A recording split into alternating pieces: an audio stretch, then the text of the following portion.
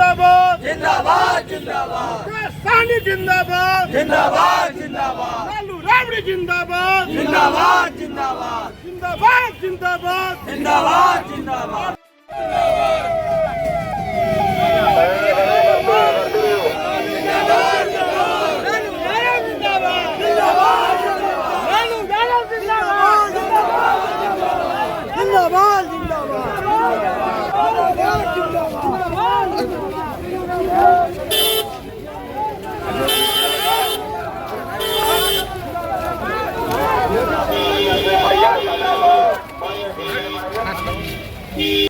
पर माननीय बिहार के 2025 के मुख्यमंत्री माननीय तेजस्वी प्रसाद यादव जी का भव्य स्वागत लखीसराय के जितने भी तमाम युवा कार्यकर्ता थे हम लोग किए माला फूल देकर और जम्मू जा रहा है और उनके सब जितने भी उत्साह थे कार्यकर्ता सब लोग शामिल हुए, सब लोग को देकर आश्वासन दिए हमारे मुख्यमंत्री जी तेजस्वी प्रसाद यादव जी। क्या आश्वासन दिए?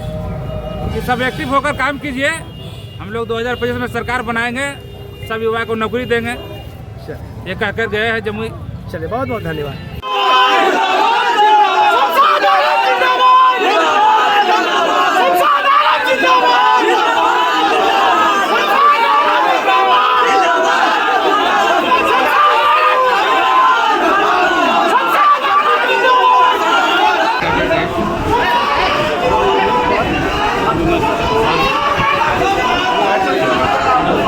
अगर सड़क पे आए हों जाति आधारित जाति जनगणना को लेकर के तो एक आंदोलन एक संघर्ष बता दे।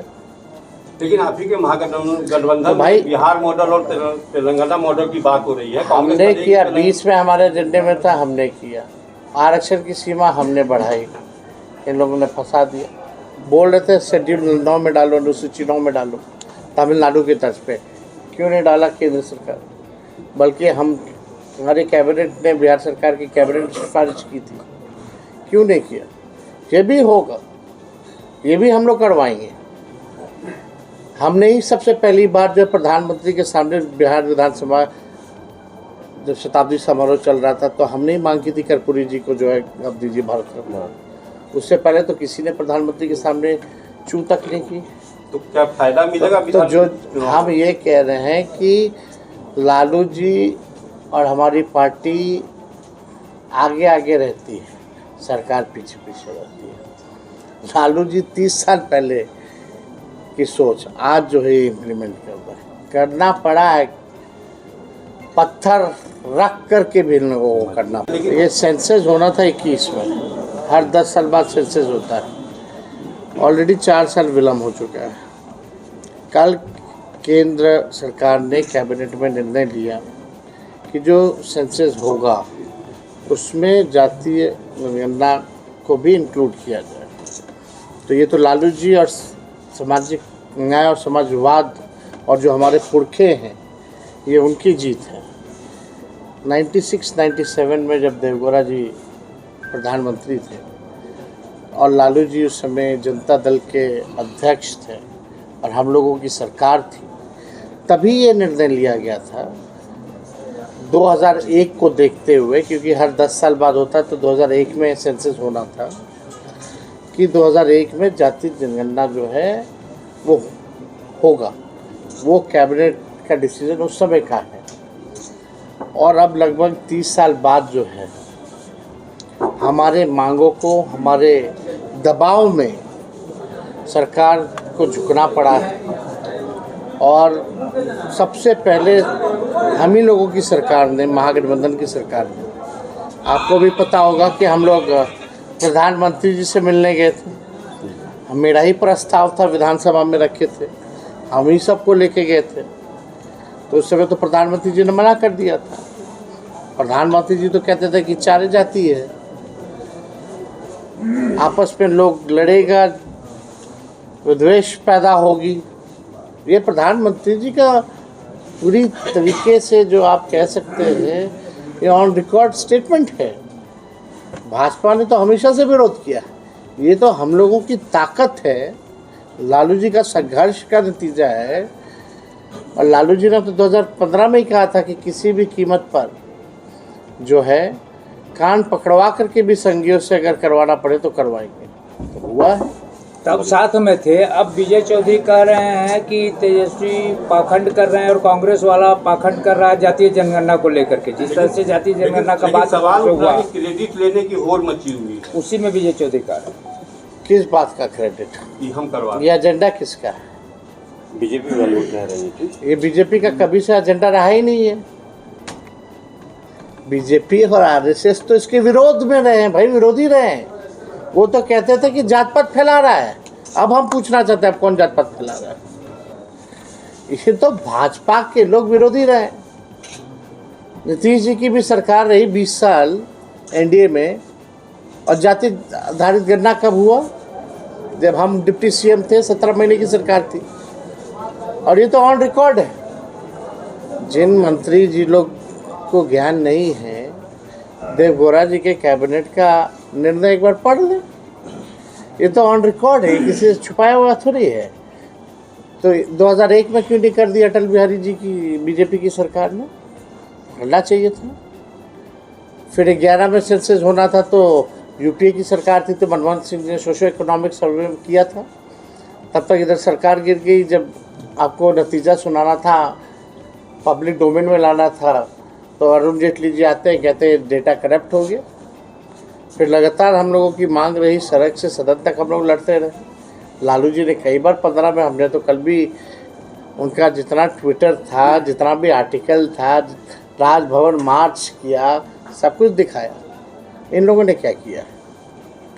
सड़क पे कभी देखिए इन लोगों को?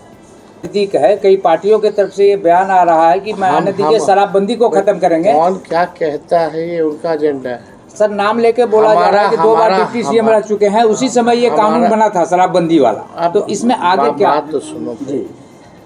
नशा मुक्त बिहार और देश होना चाहिए। हम लोग नशा के खिलाफ हैं।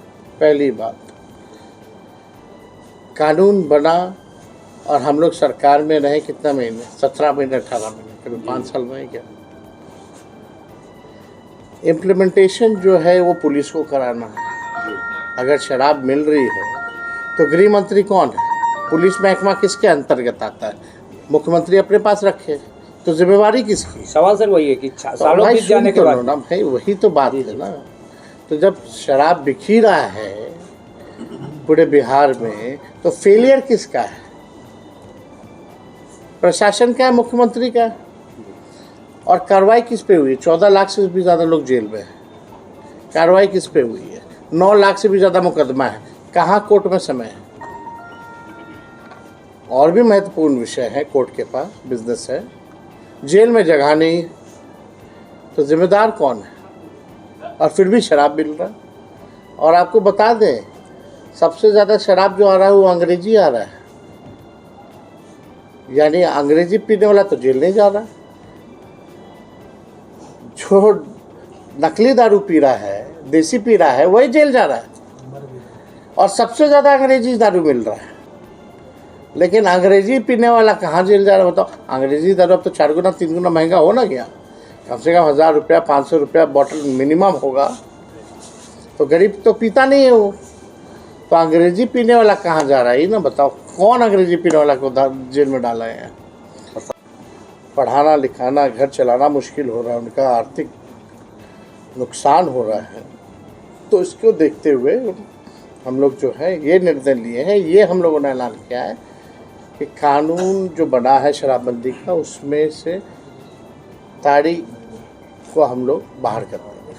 सर, महागठबंधन में सीट बंटवारे को लेकर खींचतान चला है, ऐसा आपके विरोधी लोग कह रहे हैं। तो क्या सीट बंटवारे को लेकर बातचीत हो रही है आप लोगों के बीच महागठबंधन में? सीएम फेस भी, सीएम फेस की भी बातचीत तो हम लोग की होती रहती है। हर विषय में बात होती है। यहाँ कोई चीज़ का कन्फ्यूजन नहीं है। अब हम बोलेंगे तो आप लोग मानिएगा नहीं। अब तो व्यूज़ चाहिए होता है, टीआरपी चाहिए होता है, तो उसके लिए कुछ ना कुछ चर्चा करना पड़ता है। तो इसकी तो छूट है आपको। अब हम किसी के मुंह पे तो ताला लगा नहीं सकते। हम तो अपनी बात को बोल सकते हैं। ना सीएम चेहरे को लेकर के कोई कन्फ्यूजन है, ना सीटों को लेकर के कोई कन्फ्यूजन है। अब जहाँ है वहाँ तो है ही, लेकिन उसकी बात कौन करेगा? चर्चा तो है कि बस चुनाव तक, चुनाव के बाद कोई और आपके यहाँ जब सीएम के केस को लेकर कंफ्यूजन नहीं है तो कंफ्यूजन को दूर कर दीजिए आज आप। हो गया, स्पष्ट है, सब लोगों को पता है, होशमंद लोग, होशियार लोग सब जानते हैं, अब उनको क्या बताना। सर आपके सहयोगी दल है सर झारखंड मुक्ति मोर्चा, वो भी 10 सीटों का दावा बिहार में कर रहा है, 10 सीट चाहिए।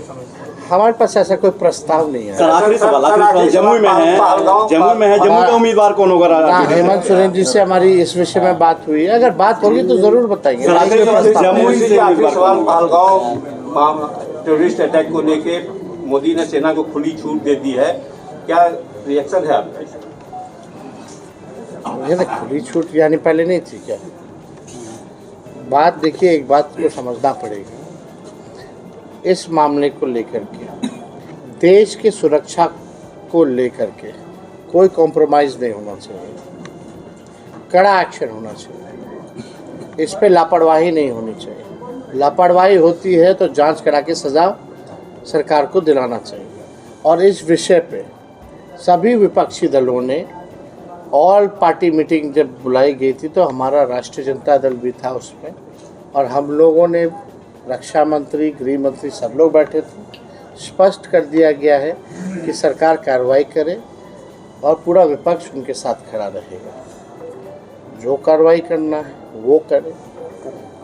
तो हम लोग तो यही चाहते हैं कि कार्रवाई हो और दोबारा ऐसी घटना ना हो।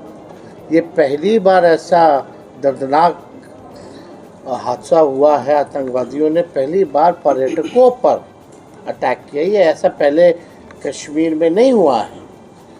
तो आप देखिए, वो ऑलरेडी हाई सिक्योरिटी जोन में था, इतने हज़ारों टूरिस्ट जाते थे वहाँ, ऑलरेडी सिक्योरिटी। तो उस दिन क्यों नहीं था सिक्योरिटी?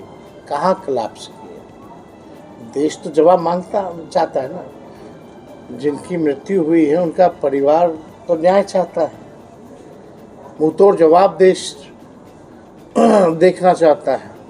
तो इसमें तो भाई हम लोग क्या कर सकते हैं? हम लोग तो पीड़ित परिवार के प्रति हमारी संवेदना है और हम लोगों को दुख है इस बात का कि ये हादसा हुआ है और सरकार को कार्रवाई करनी है, और हम लोग इस पर कोई राजनीति नहीं करना चाहते, इस पर खुली छूट है। अपोजिशन लेकिन ये भी सवाल उठा रहा है कि 24